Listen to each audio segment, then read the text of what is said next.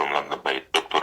Marcos Papadopoulos, the expert in international relations and expert in the Middle Eastern affairs. Welcome, Dr. Marcos. What does this mean politically and militarily to announce, for Trump to announce and to talk about the death or assassination of Ali Khamenei, the supreme leader? What does this mean?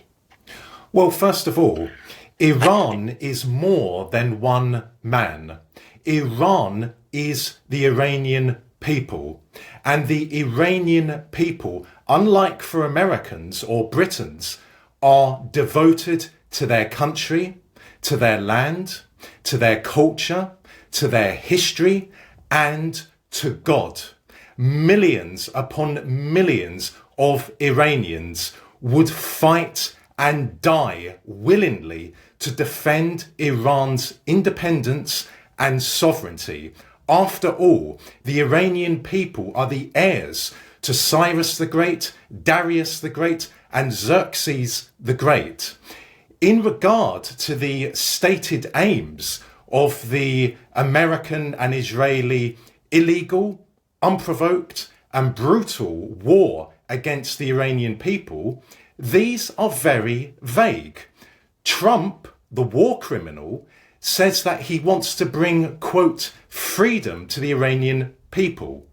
Well, the Iranian government and the Iranian revolution are not in trouble. The only way that Trump, the war criminal, can bring, quote, freedom to the Iranian people is if America launches a land invasion of Iran.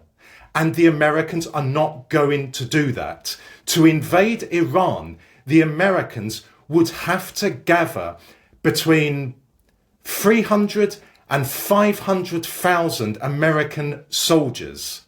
Furthermore, if the Americans were to invade Iran, which they won't, but hypothetically speaking, if they were to, thousands upon thousands of American soldiers would die. It's not possible for the United States of America because they haven't announced their intent to send any troops to Iran. But at least these targeting of important figures, on the top of which the supreme leader might lead to the weakness of the Iranian regime and might make the United States and Israel to count on the regime collapsing from inside rather than outside. What do you think?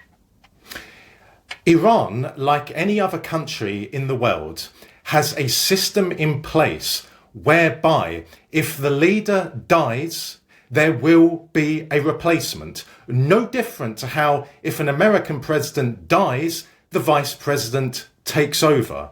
Furthermore, as I mentioned earlier, Iran is more than one man. Iran is the Iranian people.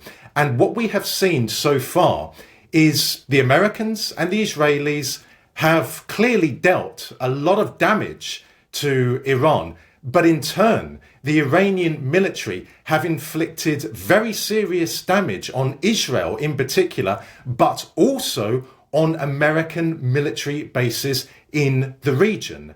And what I find particularly disturbing is that over 100 Iranian schoolgirls and over 20 Iranian volleyball players, girls again, have been massacred in American and Israeli air attacks. And yet there is no word of condemnation from either the American government about this, or the Israeli government, or the British government, or the EU. That just goes to show how demonized the Iranian people have become as a result of the horrific American and Israeli propaganda, which has been demonizing the Iranian people ever since 1979. So yes, the Americans and the Israelis have inflicted damage on Iran, but in particular, they have been massacring civilians. They have been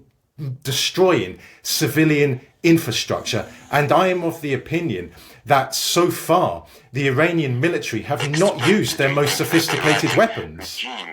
Can bear these targetings either on the political system or the military system. The Americans and the Israelis are, of course, attacking Iranian military installations, but they are also attacking civilians. Again, over 100 Iranian schoolgirls massacred, 20 Iranian volleyball players, girls, massacred. So they are clearly trying to terrorize the Iranian people, but it will not work.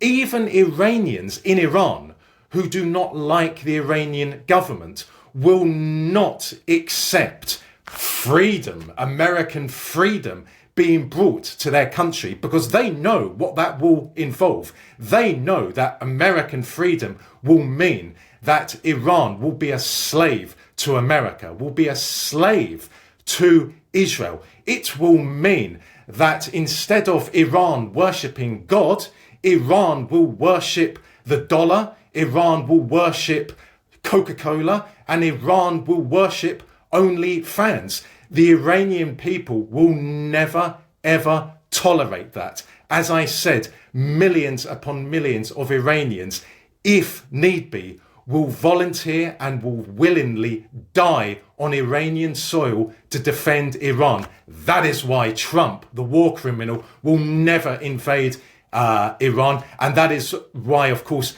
Israel would not even be part of an invasion force of Iran, because there is no way that any country is going to invade Iran. The Americans and the Israelis can keep on bombing Iran, but for how long? The Israeli economy cannot sustain this for much longer. The American military simply do not have the arsenal to keep this going. But the Iranians do. And remember also, Iran has very powerful friends in the world. They have Russia, they have China. Dr. Papadopoulos, thank you so much, expert in the international relations with us. Thank you so much.